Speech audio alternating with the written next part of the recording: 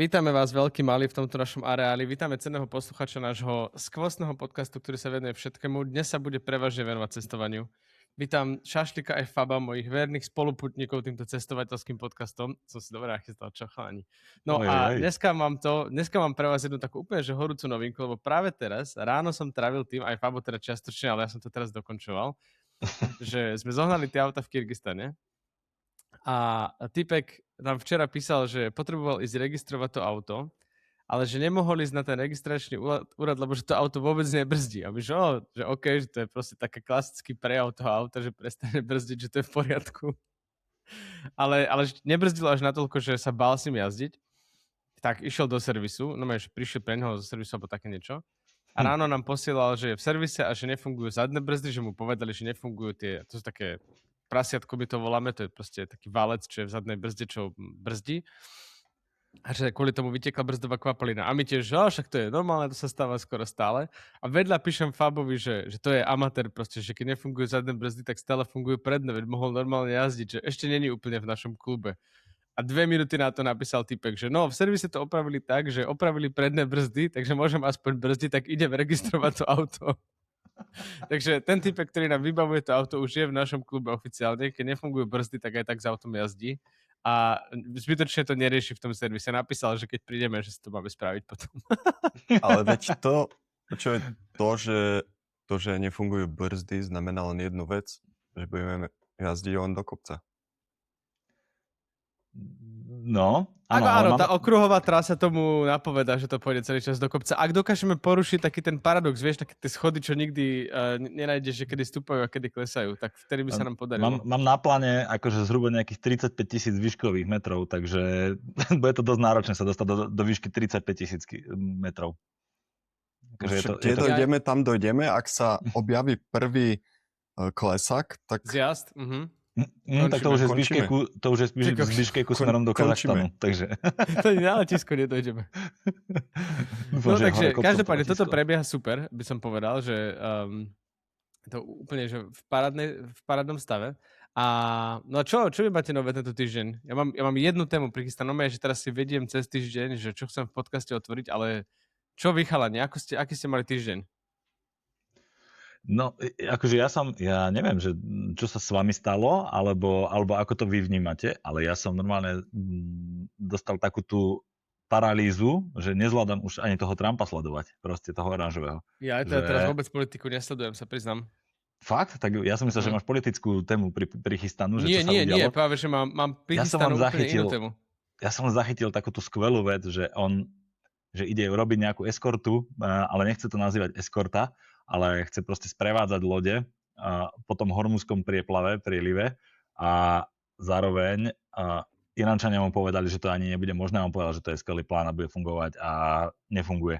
A očakáva sa vlastne tým pádom, že za 3 týždne dojde ropa, alebo teda, že budú naplnené všetky zásobníky, ktoré budú naplnené a tie vrty začnú proste postupne troška kolabovať, takže sa to vyštverá na možno cez $200, takže masterplán. Takže je dobré, že máme letenky už do Kyrgyzstanu. Šašlik, ty už máš letenku z Kyrgyzstanu a do Kyrgyzstanu, či ešte stále čakáš, či nájdeš super deal? Túto kapitolu prenechajme na mojich asistentov. Nemá. Mojich asistentov. Musím sa informovať o nich. Lebo my máme dlhodobú, aby aj posluchač rozumel tomuto, tak my máme také dlhodobé nezhody, že kto kupuje aké letenky a prečo. A ja teda vyhľadávam letenky cez Google Flights by default a mne sa chalani strašne smejú, že to nehľadám cez Kiwi, lebo že vždy hľadám drahšie letenky. Kvôli tomu. A až dobre, no však áno, ale zase mám nižšiu šancu, že napríklad mám nespojené lety, tak mi niekto zruší jeden let a druhý bude musieť zaplatiť ja, že mi to nepresunú. No a Šašlik teraz má taktiku, že čaká na vynikajúci deal, ktorý sa objaví na letenku do a z Biškeku, aby zbytočne nepreplatil a už to nejakú chvíľu trvá, už sa ten let blíži, už do Biškeku letíme už o necelý mesiac od teraz, tak dúfam, že nájdeš. Lebo ceny všeobecne klesajú teraz, aj kvôli vzhľadom na to, čo hovoril Matej. Potrebujem to upresniť, aby posluchači vedeli, ktorá bije. Takže vec sa má takto, že potrebujem letenku do Kyrgyzstanu a späť, pretože tam ideme. No a ja si to v kľude môžem kúpiť kedykoľvek teraz cez Pegasus, ako oni všetci. tie ceny sa moc ani nehýbu, čiže som úplne safe, mám to pod kontrolou. Trochu sa pohľad mimochodom, asi o stovku. Problémom je, 60, že ja som pred mesiacom narazil na super deal. Úplne super deal, že by som letel pár hodín v podstate z roboty ešte s tou táckou, a prilietol by som do roboty čo tam roznášate. A išiel by som s Turkishom, krátke zastávky, úplne perfektná letenka. A to som ešte čakal, nech zlacní o 3 €, aby som bol spokojnejší. Hej. Prerobíš mesto. aby som bol víťazom, lebo celé to je aj tak hráš, čo tam. No, ale to išlo z 540 na 1100. To vyzerá ako dobrý trend. Toto skvelé kombo, čiže vyzerá, že skvelé kombo sa už nezrealizuje, takže budem odkazaný na iba dobrú letenku. A to máš dosť drahé letenky, lebo tá Viedeň stojí fakt, že málo. Že to stojí, jeden smer stojí asi 200. A teda ten náspäť stal 300, ale... Či to bola spiatočná? Takto počkaj, ešte raz. Cez Pegasus, keď si kúpim, tak to bude proste okolo 550-600, hej. Spiatočná či jeden smer? Spiatočná. Okay. No, takže to je ale ten brutálny deal mi ušiel proste, to je problém. Ako to je úplne, že let's snow, kámo. To ideš normálne priamo z roboty. No.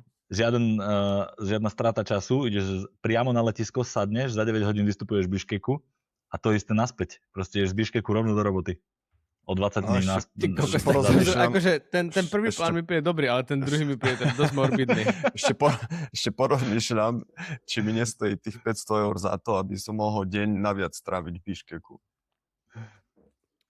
No, akože ísť po tejto trojtýždňovej ceste, že priamo niekam, je podľa mňa že veľmi, veľmi nerozumné. Ale že... pre mňa to je... Ja to vždy takto robím. Pre mňa to je terapia šokom, je najlepšia terapia pre mňa. Vrátim sa, nebudem tu ležať pol dňa, premýšľať, už je koniec dovolenky, zajtra musím do práce, som frustrovaný a celý život je zlý. Proste prídem, začnem robiť a za pol dňa keď je celý život zlý. Vieš? Nie, Čašlík sa oženil, už není celý život je už rúžový a krásny. No, absolutne. Na tieto otázky si nechám na pomimo, ale no tento šok ja nedávam. Akože ja potrebujem, som 5 sprch po návrate. Ale to vie všetko spraviť proste do 25 minút 5 sprch. Práve, že nie. Akože to musí byť taká tá dlhá sprcha, čo ti až rozmočí kožu. Že proste ja hrozne smrdím. Ja sa tak neteším, však letíme spolu do Viedne, ale ja potom z Viedne letím do Lisabonu. A to je také, že ten stádový efekt, keď letíme spolu, tak to aspoň redukuje hanbu. Ale potom, keď už poletím sám, iba z tej Viedne do toho Lisabonu, s všetkými tými navoňanými dovolenkármi, čo tam proste idú, že na víkend sa posilniť, a ja tam budem proste v tých dotrhaných veciach, najsmadlavejší človek na planete, tak to už bude také náročnejšie. Pozri sa, stále to nebude také zlé, ako v tom roku 2015, keď sme sa vracali z Afriky, čo sme už spomínali v jednej z prvých častí. To bolo hrozné. Keď sme sa, po návrate sme boli takí šťastní, že už nie sme v Afrike, a sme v Prahe, že sme sa zabudli s Berešom osprchovať, namiesto toho sme uprednostnili pivo. A potom sme takí neosprchovaní išli do toho rýchliku smerom na Kysuce. A tam sme vystúpili a čakali nás tam frajerky. Vtedy ešte frajerky a záhadou sa z nich stali ženy potom, alebo tak. Takže strašne sme smrdili. No iba z mojej. Asi som o kúsok menej smrdel ako Aďo. To bola skúška ohňom. To bola skúška smradom. Skúška ohnivým smradom. No, tam sa s ohňom nemohlo manipulovať, podľa mňa. Pri mne, keby si niekto vtedy škrkol zápalku, tak zhorím celý. Ale je to, tých 5 sprch nás čaká všetkých asi, no. Takže no okrem Šašlíka, ktorý musí stihnúť ich v práci. Ale jasné, že si dám sprchu, zase nejdem na minútu, však prídem tu, normálne sa vybalím, dám si sprchu, najem sa a idem robiť. Ale nie, je to dobrý plán, akože terapia šokom je to, čo funguje na depresiu po dovolenke. To uznávam. Ja teda už sa ku koncu teším na návrat do civilizácie, to už býva také náročné, ale... Čakaj, ale predtým si povedal, že to by si nedával, takýto rázny návrat. A teraz hovorí, že... No nedával, ale kvôli hygiene. Že ja mám pocit, že aby som s nikým nemal prísť do kontaktu aspoň 3 dní. Počúvaj, keby som mal ísť priamo do roboty, tak v robote máme sprchu, to už by som 10 minút si nájdeš, a keby na letisku by som sa mal sprchovať niekde. Pravda. Zbytočne to prežívam. Tak, presne. A teraz začal som si ešte, že chystať veci na cestu, hej, že iba mentálne zatiaľ som musíme. Ja som sa naľakal, lebo ja sa plánujem baliť tak akože pol dňa predtým. Jo, nie, baliť nie, ale vidíš, že tu je problém aj zohnať, že aby Bobor poslal fotku pasu, že potrebujeme nejaký permit vybaviť, že tomu naháňam 3 dní, proste to je strašné. No, ale minul som počúval nejaký podcast, kde riešili, že hudobný vkus človeka sa zasekne v 33. roku života, hej, že proste potom už počúvaš stále rovnaké veci. A to, ja som rozmýšľal v kontakte tej cesty, že ja napríklad mám ten jeden playlist, asi 40 pesničiek, ktoré stále hrám dookola celú tú cestu, proste celé 2 týždne. A že podľa mne sa to dostalo tak asi, že v 13 rokoch, hej, že to je podľa mňa úplná lož táto štatistika. Lebo proste môj hudobný vkus, proste to je, že keď mučili v lágroch ľudí, tak im púšťali môj playlist dookola, tak ako ja púšťam vám v aute a potom prichádzate o mozgové bunky, tak neviem, či je toto pravda, že ako to máte vy, že kedy som vám zasekol hudobný vkus.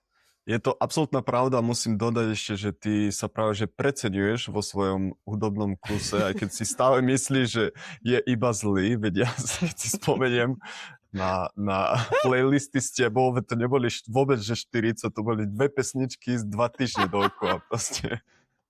3, neprehanej. Vieš dobre, že to boli 3. No 3, áno, však počkaj, jedna bola tá od teba, že tá od tej borovičke, nie? No borovička rum. Borovička rum je jedna. Potom banány a potom hej keď sme byli švinu. Keď sme byli švinu. No. Hej, svinia naša. Tieto 3 a to si púšťal dookola. Ja som po 2 dňoch som ľutoval, že som vám ukázal tieto legendárne songy. Ale môžem ťa upokojiť, aj keby nebol internet, mám to všetko stiahnuté. Cez YouTube aj s klipmi. Takže no pozor, ale ja sa chystám na veľkú vec. Ja som si začal totižto vyhľadávať mapu pokrytia FM a AM signálom na rádio, pretože my v tej Žiguli máme rádio. Chápeš? Že my budeme budeme mať kazachsko-kyrgyzské rádia pustené, naladené. Na to sa tak teším. Bueno. A to je áno, to je atmosféra.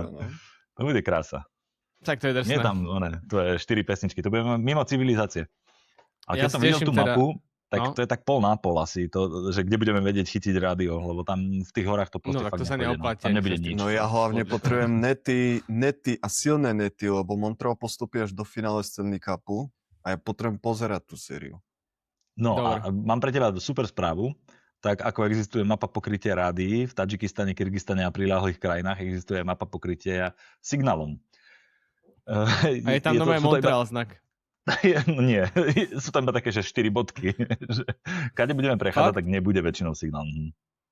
Akože, to je super, ja mám rád, keď nie je signál. To potom je taký... To je normálne, že sedíme pri ohni a sa rozprávame. A preto už 2 týždne vyhľadávaš na internete, že Starlink, hej? Ale akože na to sa teším, že nebude net, lebo to niečo mi asi aspoň každý večer do mobilu, okrem toho, že to už je najväčšia kríza, keď pozeráš do mobilu a nemáš internet, si pozeráš staré fotky, alebo takéto veci. To je tie posledné dni. Ale zase, čo je blbé, že to nie sú moslimské krajiny, takže tam budete chlastať, čiže večer pri ohni bude tak polhodinová diskusia, potom už môžeme spať, lebo všetci budú proste... Nie, ja práve, že mám plán, že toto bude po vzore minulých rokov, z moslimských krajín to budeme pekne obmedzovať, lebo to celkom dobre fungovalo. Posedenie pri káve večernej, že ťa to trošku tak vystrelilo ešte na 2 hodiny, taký dojazd do tmy, do 11. a potom fajne vyspatý o 7 ráno pripravený na akciu, takže... Ja som za, ale bojím sa, že to nebude pravda. Aj tak väčšina z nás aj tak už nepijeme väčšina z nás poriadne, takže neboj sa. Akože v bežnom živote nie, ale to je také, že tam si každý zapne to svoje najhoršie alter ego, ktoré v živote kedy mal. Že proste zvieracko posrané. Však inak ja sa normálne desím toho, že začnem znova fajčiť. Ja vôbec ani nepijem, ani nefajčím, ale ja teraz sa toho bojím viac ako minulé roky. Proste, že čo bude? Ja neviem, ja si kúpim krabičku cigaret, že nech to otestujem, že nech viem, že aké to ešte je. Vieš dobre, že ti to nepomôže. Terapia šokom, junior. No, dúfam. Terapia šokom. No nepomôže ti to, lebo čo, kúpiš si... Tie Apollo Soyuz cigarety. No a kde si ich kúpiš, no? Čo pôjdeš si Malborky kúpiť? Páni, dajte mi prosím Malborky, si dáš, že paráda. Vystúpiš v Biškeku, dáš si prvú proste. Budem mať pocit, že som zjedol ropnú väžu. No. Ale to bude celé zlé, ak teraz začneš fajčiť, lebo si uvedomíš, že fajčenie je zlé. A takto, keď prídeš do Kyrgyzstanu, sadneš si do tej špinavej starej lady, vonku je horúco, si na tripe s laďákmi. To je proste úplne niečo iné. Všetko okrem toho horúco podľa mňa triafáš inak. Nie, počkaj. No, počkaj. V júni tam... Kamaráde, už začína do 40-tok. Hej? To je... Ako ja viem, že som sľuboval Saharu minulý rok a bolo tam 5 stupňov. Tak neverím tieto predpovede. Dobre, čiže asi 5 stupňov junior. Čiže približne jarná bunda by minimálne mohla stať. A na noc 3 spácaky si vezmem.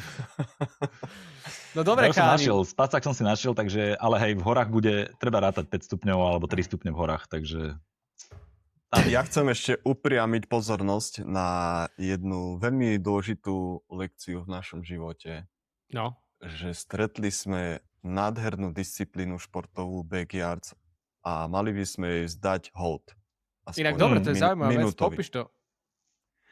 Fabo v jeden večer nám hodil do chatu, že on nepozerá futbal, lebo ja som dal, že pozerám Bayern Paríž, perfektný futbal, fakt. Jeden z najlepších v histórii Ligy majstrov. A on hodil link na bežeckú súťaž Backyards Ultra, tak nejak sa to volá. Áno. Podstata je, že o celej hodine vždy sa vyráža na 6,7 kilometrové kolo a je na tebe, akým tempom bežíš, proste sa vrátiš, je na tebe, ako oddychuješ, čo ješ, piješ.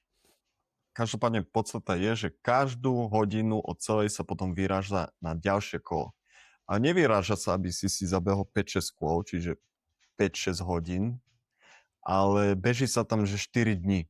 Je to strašné je to strašná psychologická hra a stratégia tých bežcov. Inak najlepší sú v tom až v pokročilom veku bežci, hej. No a bola to blbosť, že aký je život príjemný. Bola to blbosť, lenže pred spaním si hovorím, že nepozriem sa, aký mám krásny život nejakými fotkami z posledných mesiacov, ale pozriem sa, ako sú na tom chalani v backyards. A oni tam dokaličení po 3 dňoch nespania, nejedenia poriadne. On tam docupkali v tej tme v zime.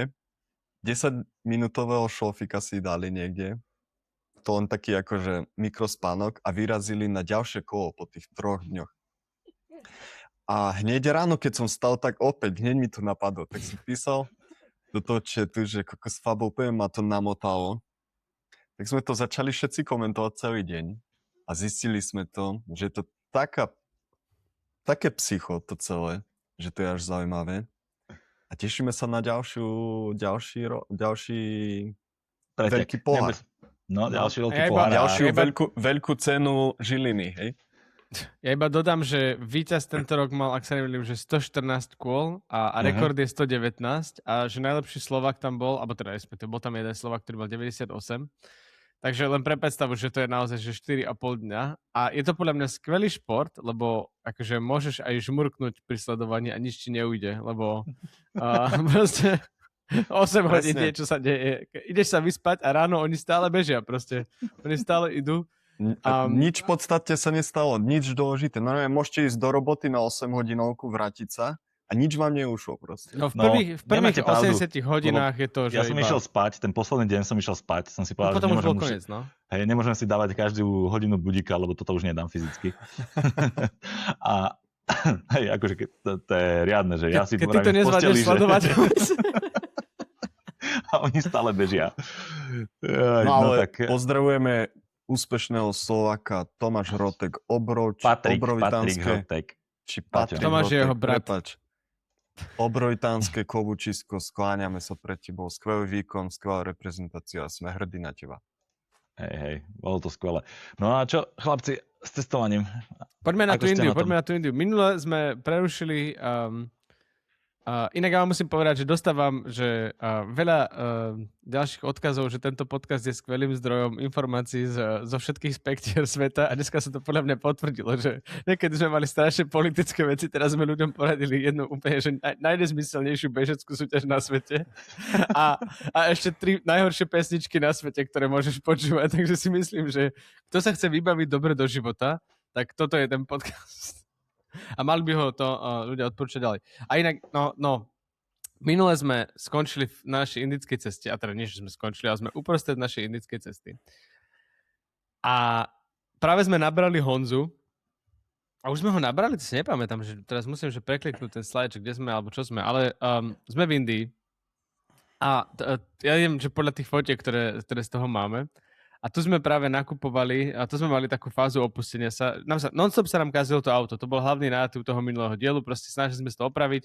Zistili sme, že to auto cez deň nejde, pretože tam bolo také teplo cez deň, že tá palivová pumpa, ktorá bola elektrická iná, na akú sme zvyknutí z tých starých Žigul, čo normálne jazdíme, tak nefungovala, takže my sme museli začať jazdiť v noci. Takže sme jazdili tak, že sme vyrazili, ja neviem, že o 4. o 5. ráno, potom sme išli, kým nezačalo byť, že úplne hyperteplo. Dali sme si pauzu na takomto odpočívadle, to tu niekde mám, to je zrovna to, na takomto odpočívadle, že sme si políhali a potom sme zase vyrazili po obede a keď sme v noci nevládali, tak sme zase na takomto odpočívadle zastavili napríklad, že na hodinku, hej, že sme proste si dali, že fakt, že iba pauzu, že šlofika, keď sme fest nemohli, ale tie odpočívadla boli super v tom, že to bol outdoor, hej, si zastavil v noci bolo 25 stupňov, takže si ani nič na seba nedal, iba si zastavil a išiel si ďalej. No, a v tomto duchu sme cestovali tam, kde sme mali vyzdvihnúť Honzu, a neviem, že kde to bolo. Srinagar. Toto je už Srinagar a tu sme ráno išli pre neho, ak sa nemýlim, že táto oprava bola pri takom tom hoteli. Tuto sme vynašli, hej, tam samozrejme, však India to je taká sama nástraha o sebe, čo sa týka jedla. No áno, toto je sekvencia. Toto je sekvencia, toto je presne. Ešte keď to vrátiš a pre tých ľudí, čo to pozerajú, tak proste toto je náš bežný štýl stolovania. Proste náhodné jedlo rozsypeš po kapote a potom to z toho ješ. Dáš tam igelit samozrejme, aby to bolo hygienické. Šašlik, ktorý si nás nepochválil. Nevadí, že táto porcia bola nabratá nohami. Že neviete, čo to je, ale že akože takto kultovo, že to jete na kapote, je určite to chutí lepšie, ale je to teda chow mein. Čo? Ty kokos. Je to chow mein a je to indická napodobenina nejakých čínskych nudlí. A je to extrémne, vidíme, to je extrémne indolog v tejto partii. Extrémne lacné jedlo v Indii, je to jedlo bezdomovcov. Čiže správne ste to pre nás, áno. Ďakujeme, že si potvrdil. Áno, vyberali sme vždy podľa ceny zásadne. Ale má to teraz svoje dopady. Relatívne rýchle. Takže tu napríklad je fotka hneď o hodinu neskôr, keď som nestihol zejsť ďalej od auta ako meter. Tak som sa schoval za dver, aby ma chalani nevideli kakať. Úplne sme ťa nevideli. Hej. Ja vysvetlím, prečo to malo rýchly spad. Pretože to chow mein je obyčajné jedlo, teda nudle s kúskami zeleniny. Naberajú sa nohami. No, ale keďže Indovia majú radi, indická kuchyňa je veľmi chuťovo intenzívna, tak je to strašná nuda. Práve preto, keď to varia, tak tam potom nalejú strašne veľa omajdy pikantnej kadejakej. Takže tým to bolo. Preto nasledoval rýchly spád. Potvrdzujem. No, úroveň, ja si stále myslím, že to je aj úrovňou tej hygieny, lebo to nie je proste možné, v akých podmienkách sa varia takéto jedlá. A hlavne v tej oblasti to bolo také fakt, že hoci kde na ulici iba také zbuchané jedlo. Ale zase chutilo to dobre a keď si dáš ku tomu nejakú čili papričku a potom občas vydezinfikuješ tou hnusnou whisky indickou, tak to funguje celkom. No ale tu sme už, vlastne však ten nástup býval taký rýchly potom, že okrem ležerného cikungu sme museli vyvinúť aj ležerný kakung, čo bol teda na tom obrázku, že to proste odstavíš auto pri ceste a to tam musíš niekde za tým autom urobiť bez ohľadu na to, či tam chodia ľudia dookola alebo nechodia. Ale si vlastne na polovicu si krytý, vždycky tam máš nejaký kus plechu od chrbta, takže je to v pohode. Sa máš čo oprieť.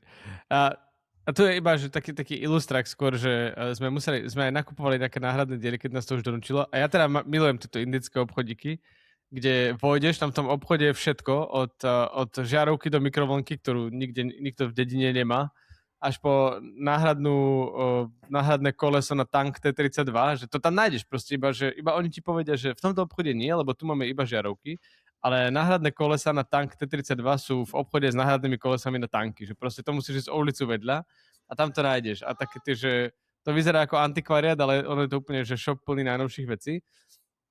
No a z čoho, aj ja som z toho mal vtedy veľkú radosť, že sme tam objavili našu starú známu whisky značky, a teraz neviem, či to bolo 8PM alebo Bagpiper, jedno z toho. Bagpiper. No a to je to sranda, ako človek, alebo Officer's Choice, no jedno z toho. A to sú také 3 najznámejšie značky whisky a je to, podľa mňa táto whisky to je taký štokholmský syndrom, že ono to vôbec nie je dobré, pitie, proste dokonca priam naopak. Jednak to zle chutí a druhá, to z toho fakt ráno boli hlava, lebo to je podľa mňa, to je vyrábané podobnou metodou ako to jedlo, ktoré Šašlík opisoval pred chvíľou, že keďže že je to vyrobené z vody a potom tam nalejú alkohol a pridajú tam niečo štiplavé na farbu alebo niečo hnedé. A to je proste koniec výroby tejto whisky, hej. Takže to, keď si kúpiš, to ti trešti hlava, takže chceš odísť zo života. No, ale napriek tomu sme ju videli v obchode a sme sa z toho extrémne tešili, že budeme mať zase Officer's Choice. A my sme sa tešili, my sme mali tú skúsenosť. A my sme sa tešili, to si úplne pamätám, že čím privítame potom Honzu, nie? Že čo mu dáme piť. A už my sme to úplne záškodnícky sme to poňali, že hneď ho stiahneme do tej indickej kultúry aj do kultúry tejto indickej whisky. Hrozne. No. A počkaj, tuto máme, je to Bagpiper. To vidím na tej fotka. No, potom ti hrajú guidy v hlave. Hrajú ti guidy v hlave, no. Všetkým naokolo. No, to sme robili ešte ležerný cikung, to je taký šport, ktorý robíme, že sa musíš odfotiť, že cikáš, aby pritom nebolo to zjavné. Ale to v tomto príbehu nie je dôležité. No a tu, počkaj, to už sme v Jammu a Kašmír. No áno, však lebo tam sme išli idú riadne rýchlo. Ale vráťme sa do Srinagara, povedzte mi niečo o tom mestečku. No práve, že to sme ja skúsim nájsť ešte nejaké fotky. Matej, povedz, čo je Srinagar, ja zatiaľ nájdem viac fotiek. Povedz mi také, čo si pamätáte, čo vám utkvelo v pamäti? Ja som bol posledný z tej cesty teda. Benátky, Srinagar sú Benátky Kašmíru. Jammu a Kašmír. Lebo je tam nejaké jazero a všetci tam chodia sa pozerať na to, jak sa tam plavia nejaké loďky a tak. To sme samozrejme, my sme akože nešli úplne za týmito atrakciami, ale Honzo tiež proste musel priletieť niekde po ceste a v Srinagare je posledné letisko, kde mohol priletieť. A potom nad Srinagarom, Srinagar, ja neviem, má okolo 1200-1500 metrov nad morom, odtiaľ priamo začína nástup na tie najvyššie cesty. A hneď za Srinagarom nás čakala Zojila Pass, alebo sedlo Zojila Pass, nejakých 4200 metrov, a to bola proste brutálne úzká, náročná cesta, strmá, a bola to vlastne prvá previerka pre to auto, že ako sa bude chovať. A Srinagar je celkovo akože mesto, ktoré je v kašmírskej oblasti, to znamená, že je tam non-stop nejaká hrozba teroristického útoku, je tam strašne veľa armády, tam v tej oblasti proste máš naozaj milión checkpointov, platia tam trošku iné pravidlá a napríklad jedno z pravidel je, že tam už nemôžeš mať zatmavené okná, hej? Zatmavené skla. Takže snažím sa nájsť fotku, ty kokšo. To bolo dosť nepríjemné, že už nás zastavili v tom Srinagare a brutálne nás nahnevali, lebo my sme tie zatmavené okná, ktoré sme mali na tej Žiguli, perfektne fungovali. Naozaj tam bolo príjemnejšie cestovanie. A tu doma prišiel typek a začal, že dávam 50 € pokutu a musíme to strhnúť, zabavia nám auto, proste úplne celé zle to bolo. A snažili sme sa to trošku zjednávať, junior tam začal robiť nejaké nátlaky, že on je študent a u nás sa môžu nosiť takéto zafoliované auta, ale táto reverzná psychológia proste v Srinagare nešla. Proste typek nám vysvetlil, že proste môžeme to tam nechať to auto a kľudne môžeme ísť, že oni tam majú proste trošku inú prevahu. Tým, že Srinagar je vlastne dosť moslimský, tak tam je to ako v Pakistane? Áno. On je moslimský, áno. Srinagar je moslimský, ale zároveň je tam... tuto dodávame čo? Tam nám čo si opravuje. Áno, ten typek strhával tie fólie, alebo niečo robil, ale toto je na tom, podľa mňa tam, kde sme strhávali tie fólie. Akože, je z toho tak menej. Tuto sú tie fotky také chaotické, lebo jak som to tam akože neskôr získaval tie fotky, že som to nahrával dodatočne, tak to poradie fotiek je také poprehadzované. Ale je to podľa mňa ono, ako sme strhávali tú fóliu, no.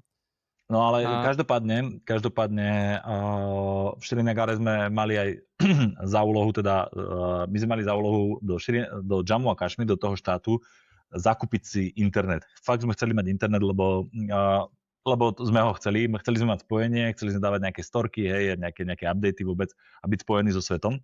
Lebo najprv nás čakal 4-dňový prechod cez prvé sedlá a potom nás čakal výstup na najvyššie položenú cestu a potom ďalší prechod 5-dňový cez cestu, ktorá má, neviem, niekoľko stoviek, 600-700 kilometrov. My sme si tam ešte urobili nejakú odbočku a naozaj, že totálne mimo civilizácie. Tak sme chceli mať aspoň kde tu raz za 2 dní nejaké spojenie so svetom a vybaviť SIM-kartu v tomto štáte nie je akože úplne najjednoduchšia vec. A to bola úplná pecka, lebo v tom predošlom štáte tam sme mali nejakú kartu, ktorá fungovala na celú Indiu, sme kúpili proste. Okrem Jammu a Kašmír, lebo Jammu a Kašmír proste nefunguje, to musíš mať roaming. A tým, že oni sú takí, ja neviem, či uzavretejšie, ale proste nie je to tam takže proturistické, tak sa nemôžeš len tak kúpiť kartu ako turista. Tak najprv sme chodili po normálnych takých tých pobočkách, že ako keď ideš do Vodafone alebo kdekoľvek proste na ulici. A potom oni, že to nejde. Až nás poslali do nejaké, na riaditeľstvo tej telekomunikačnej firmy. Na centrálu, ďakujem. No. A tam to bolo divné. Najprv som prišiel, že ku jednému typkovi a ten, že dobre, vybaví sa to a začalo to byť hrozne komplikované a potom tam prišiel typek, a neviem, či ho tu mám odfoteného toho typka s kalachom, nie, ale proste strážil kanceláriu typek s kalachom, alebo taký, s kalachom, s palicou, asi tam boli takí tí akože kvázi ochrankári. A furt ma brali za niekým ďalším, ja som sa s nimi so všetkými fotil, aby som mal dôkaz. A nakoniec prišli sem a tento človek sa tvárili, že on je ako keby riaditeľ tej telekomunikačnej firmy, o tom to oni povedali. A tak ale si vravel, že mal dosť veľkú zasadačku. Akože mal fakt obrovskú kanceláriu, že verím mu, že bol proste riaditeľ niečoho. A hlavne, keď on niekomu niečo povedal, tak oni to hneď robili. Takže on prikázal tomuto typkovi, proste jednému z nich, tomuto v modrom tuším, že on to má, že na mňa to nepôjde vybaviť, lebo to bude trvať 3 dní, že proste pás, neviem čo. Takže on si má zobrať na seba SIM-kartu, ja mu to mám iba zaplatiť a že máme ísť. Tak tento typek mi potom išiel kúpiť SIM-kartu a nefungovala. No, ale akože, ale bol to krásny proces. Strašne dlho to trvalo celé. Asi, ja neviem, že 3 alebo 4 hodiny sme to kupovali. A ja som mal úplne pocit víťazstva na konci, že dobre, že som stretol riaditeľa tej firmy a ešte k tomu, že máme tú SIM-kartu a nič z toho, no, tak to bolo také slabšie. Ale Srinagar bol inak super, lebo sme si tam kúpili ten hašiš, to bol v Srinagare, nie? Kde sme si kúpili ten hašiš. Áno. A bolo tam ešte teplo. No ešte áno, tam bolo fajn, vlastne teda ešte dosť, no. Ale toto je v tom Srinagare, nie? Áno. Toto sa dialo, ten nákup sa dial v Jammu, hej, čo je také prvé, akože oni majú letné a zimné hlavné mesto. Srinagar samozrejme je nedostupný cez zimu a strašne tam tak oni sťahujú sa tie inštitúcie a tak, akože fungujú, riadia ten štát z Jammu, ale keď je proste cez leto, tak všetko sa deje z prírodzeného centra, zo Srinagaru. Ale my sme to vybavovali v Jammu, tam bolo ešte brutálne teplo, však to bolo ešte pred tými horami. Potom sme prešli prvé také sedlá, ale to bolo naozaj že také zelené podhimalajsko.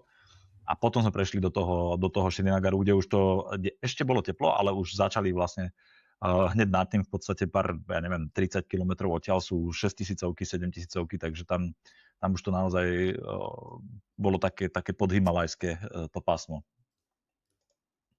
Sorry, ja som chcel pustiť tú prezošku, pokračuj. No nič, ten Srinagar samozrejme... začali kukurice. No začali určite, že začali kukurice, ale hlavne bolo tam to letisko, kde sme sa ani nedopracovali. Hej? Tak. Že my sme tam mali nejaký buffer časový a samozrejme, keď máš nejaký časový buffer, tak vymýšľaš, čo budeš v tom meste robiť a čo pozrieš. A keď si cudzinec, tak vždycky sa ti pripletú do cesty veci, ktoré sa tam vyskytujú. A v tejto oblasti sa náhodou vyskytoval hašiš. tak sme si kúpili od typka proste, od takého najviac, že turistického odrbavača, či chceme hašiš. Akože až tak veľmi sme nechceli, lenže bolo to také lacné, že sme to zobrali. A bolo to taká nejaká hlina miešaná s ničím. A sme si dali na tom úbytku, neviem, či tu máme to úbytko niekde, asi nemáme. A nič sa nám vôbec nedialo. Takže hašiš v Srinagare neodporúčame kupovať od neoverených dodávateľov, tak ako v žiadnom meste. Proste vždy si over svojho dodávateľa hašišu, to je podľa mňa že základ. No a išli sme pre toho Honzu ráno na to letisko. To si pamätám, lebo inak to letisko bolo dosť brutálne, akože tam nás ani nepustili na letisko autom. Čiže nás nepustili 1,5 kilometra od toho letiska, naozaj, že tam bolo vidno, v akej vojenskej zóne sme. že fakt ďaleko som musel, viem, že ja som ostal parkovať v aute a neviem, či vy obaja ste išli pre toho Honzu, alebo iba jeden, už nepamätám, ale akože s tým autom sme ostali fakt ďaleko stáť a potom chalani išli vyzdvihnúť toho Honzu. No a Honza bol úplne super, akože tam začala podľa mňa, že extrémne vtipná kapitola tejto cesty, lebo on proste, deň predtým v Prahe pil pivo, vôbec nepripravený na to, čo ho čaká. On sa mi nikdy predtým nešiel, on taký, proste je to bláznivý typek, hej. Ale racionálny, že nie taký, že úplne crazy. No a on predtým sa mi vôbec nešiel, on nevedel, čo ho čaká v tom aute a prišiel za nami a my už sme v ten deň išli tie kukurice, hej, tie najnebezpečnejšie cesty sveta. V ten deň, keď on priletel, takže on priletel a dali sme si spoločne jednu fotku. On prišiel v kráťasoch, bol extrémne podvybavený, čo sa týka turistickej výbavy, k tomu sa ešte dostaneme. Ale rovno odtiaľ sme išli, tu mám nejaký predel, že auto, ktoré sa umýva v umývarke.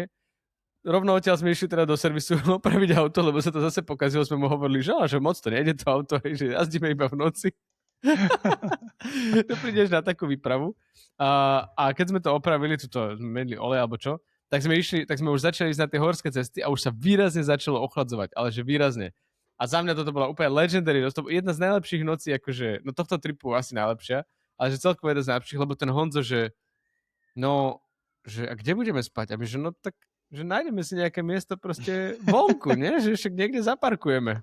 A on, že čo? Ukázalo sa, že on má spácak do plus 15 alebo také niečo.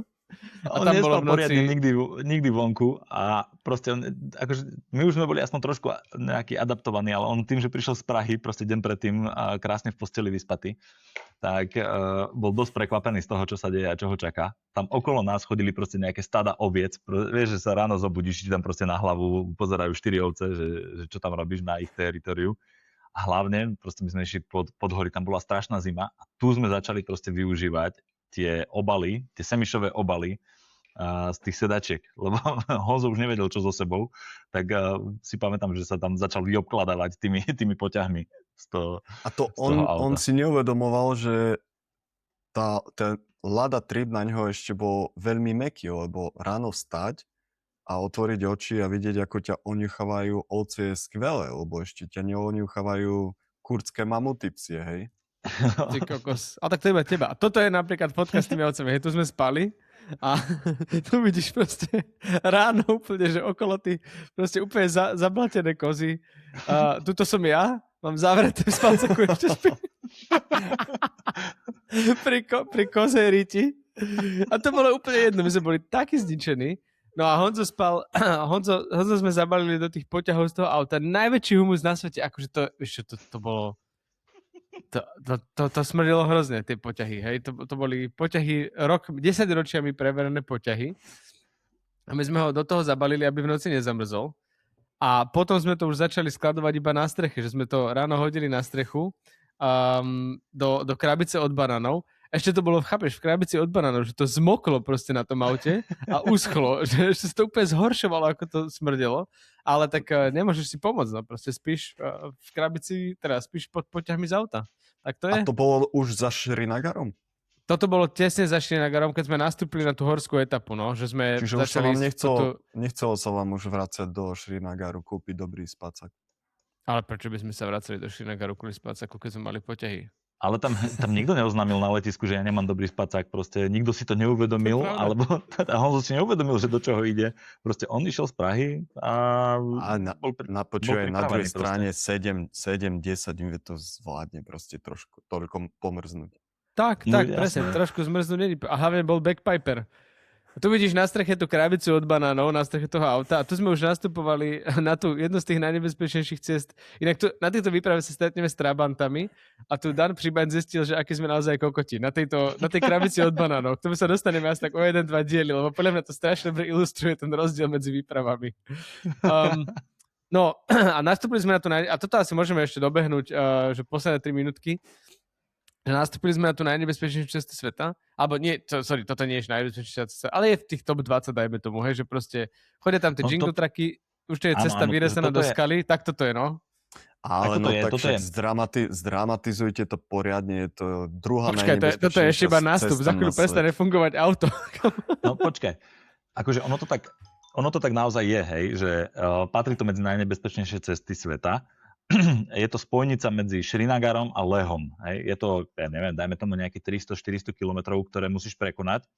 Nemáš tam ten signál, nemáš tam proste nič, čoho by si sa mohol chytiť. Máš tam po ceste 3 mesta, také normálne, že kde nájdeš nejakú pomoc. Ale hlavne v tejto oblasti, že táto oblasť je ešte trošku iná od tej ďalšej cesty Leh Manali, že tu ešte vlastne ako keby dočiahnutie zrážky z Indie. A tu býva sneh, býva tam proste dážď, je to neprejazdné v zime, sú tam zosuvy pôdy a kvôli tomu sa proste nedá udržať v nejakom úplne perfektnom stave tá cesta. Ona sa vždycky niekde nejaký zosuv pôdy, nabehnú tam typci, buldozery, mesiacov dávajú dokopy a potom 3 mesiace do roka 4 je otvorená a zase sa to potom zavre, lebo napadne sneh a tak. A to je rozdiel, lebo potom tam ďalej, smerom do Lehu, už je tá krajina suchšia a potom je tam už vlastne vnútrozemská púšť, kde tá cesta sa, aj keď je zima, tak sa dá nejakým spôsobom udržovať a je častokrát lepšia, ako je táto cesta zo Srinagaru smerom hore. Takže tá voda to poznačila, že tá voda z toho spravila takú veľmi nebezpečnú cestu. No a zároveň sú tam stúpania. No a zabudli sme ešte na jednu dôležitú vec, že v predošlej časti Junior spomínal, že ste si uvedomili, že až v horách, že tomu autu predsa tam sa ešte dostaneme k tomu. V týchto horách ešte sme to necítili, tu ešte nebola dosť zima, že nemalo kúrenie, ale tu ešte nebola taká zima, ako už začalo byť chladno v tom aute, hej, ale ešte to nebolo zlé, že stačilo teplaky. Ale hlavne my sme sa, tým, že Matej spomenul, inak tu som chcel povedať, že tu je to väčšine sklopené spätné zrkadlo, to vidno na tom aute, že nad rýchlosť 30, no. Ale začali kopce a to auto už nemalo výkon hlavne, to bol problém, že preto nám tuto nebola zima v týchto kopcoch, lebo my sme museli tlačiť, prosím pekne, to auto. Že... No a to bolo takzvané, to bolo taká etapovita, štafetové tlačenie. Boli sme vo výške už takmer 4000 metrov nad morom. Samozrejme hneď výškovka, lebo predtým sme boli vo výške proste do 1000. Strašne rýchlo nastúpali. No, strašne rýchlo sme behom fakt jedného dňa sme nastúpali do 4000 a teraz to auto stratilo výkon prirodzene s výškou a prirodzene od výroby nemalo výkon. S ňou sme sedeli 4 naložení. Samozrejme do takéto cesty hlinenej sme nevedeli už poriadne ani na jednotke. To auto skapiňalo, dochádzal tá pumpa benzínová nestačila a tak sme začali tlačiť a vždycky jeden z nás 4 si proste vyhral šoferovanie. Tuto konkrétne som to bol ja na tej fotke, ak to niekto pozerá. Ja si väčšine pamätám, že sa to vyhral. Toto bolo najhoršie tlačenie ever. A fungovalo to tak, že po 100 metroch sme sa museli pred tým stúpaním rozmiestniť. Prvých 100 metrov tlačil jeden, potom išiel si dať vymieniť bypass niekde za roh, lebo išiel chytiť infarkt. Hneď ako prišiel ku ďalšiemu typkovi, prebral nie štafetový kolík, ale štafetovú žigulu prebral. Potlačil ďalších 100 metrov za roh, tam to tretí dotlačil a posunuli sme sa. Potom ešte na nejaký voľnobeh to došlo proste ďalších 200 metrov. No a keď došli tí traja, keď sa proste dokotúľali ku tomu autu naspäť, tak pred nami bol ďalší kopec. A znova sme sa museli rozlosovať, kto bude tlačiť a kto bude šoferovať. A takto sme sa došmykali proste na ten vrchol, ten prvé horské sedlo Zodžila Pass, ktoré má prezývku Deadly Zodžila, čiže smrteľná Zodžila. Ako pre mňa bola úplne deadly. Že jednak som vtedy ešte dosť aktívne fajčil, takže som do toho tlačenia auta som fajčil. A inak to je také, že pozorovanie, že pro tip pre niekoho, pre fajčiarov, že keď fajčíte vo vyššej nadmorskej výške, tak tá cigareta horí pomalšie proste. Asi, že ja neviem, či to tým, že má malo... neviem, hej. Takže ale pozri, aká krásna panoráma hory. Hej, to ja som vôbec nemal v tej chvíli. Hlinená cesta. Ja som fajčil tú indickú hnusnú cigaretu. Takto, keď sedím tu teraz v pohode a na to pozerám, tak nerozumiem, čo sa sťažujete. To bolo super. Ja som mal tepy asi 100 000, keď sme tlačili to auto, lebo si vezmi, že fajčíš, lebo si debil. Do toho tlačíš auto hore kopcom. Lebo si debil. Lebo si debil, lebo chodíš na takéto výlety a nastúpal si 3 km za posledných 24 hodín, čo ja som prvýkrát v živote... Lebo si debil. Nie, to sme boli predtým vlastne vyššie, ale hej, lebo som debil. Počkaj, ale tak to musím premostiť teraz, to je triple debil. Všetkým odporúčam posluchačom. Nie. Je jeden skvelý film indický, skvelá Bollywoodka, klasika, 3 Idiots sa to volá. A je to presne o takomto tripe do Lehu. Takže kto má rád Bollywood style, tak choďte do toho, pozrite si to. 3 Idiots z nejakého 2005 alebo také niečo. No dobre, áno. Od tohto filmu sa celý ten Ladakh zmenil celý ten Ladakh sa zmenil, pretože bol extrémne populárny ten film a po tom filme tam začali prúdiť masy Indov. Chceli to tiež vidieť. A úplne sa tam zmenil potom turizmus. Three Idiots. Čiže vlastne vy ste druhú časť nakrúcali tam. Alebo prvú. No, a je to normálne to má 8,4 na IMDb. 8,4, no, to je brutálne. No, a je to, že hlavná hviezda je Amir Khan. A Madhavan. Áno, je to perfektné. Pozrite si to všetci. Amir Khan, a to by mohol hrať so Semirom Gerkhanom niekde. Dobre, už pozerám trailer. Počkaj, tak to ešte pustím, a toto môžeme asi ukončiť. To je také príznačné. Už sa teším, že budem mať na víkend čo pozerať. To si dám. Vyzerá to presne ako my. Na motorke to žena ide. Inak na tých bollywoodských filmoch je najlepšie, že tam toľko tancuje. Proste, že tam sa deje nejaký dej a zrazu sú vo veľkej miestnosti a tancujú tam. A to je úplne, že to je so much Bollywood. Perfektné. A ty išli na Volve? No tak to musel byť to dobrý sponsoring. Tej kokšo. Ale pekné, panorámy podobné, ale teda auto úplne iné. Im sa proste stratil, dám taký tento uputávku, im sa stratil kamoš, neviem, kde boli. No však to je Hangover, nie? Proste to je remake Hangoveru amerického. Stratil sa im kamoš a zistili z detstva, nevedeli ho vypatrať a zistili, že je nejakým šamanom v Ladáku, alebo čo, tak ho išli hľadať. OK. Wow. Dobre, tak sa teším, idem na to. Tak na budúce dáme teda recenziu. Ktorý posluchač si nestihne pozrieť Three Idiots bollywoodský film, tak dostane na budúce recenziu asi od jedného z nás. A počujeme sa na budúce. Od všetkých. A ešte iba poviem, že 28. mája bude Overland, čo my všetci vieme, ale ešte pripomínam posluchačom.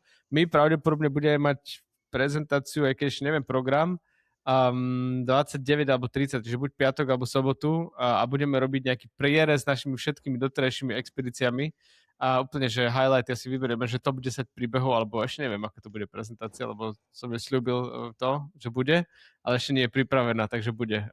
Takže vidíme sa tam. Ale lístky už sa nedajú kúpiť v predpredaji, to som zmeškal. Takže chalani, vám ďakujem. A počujeme sa na budúci týždeň vo štvrtok.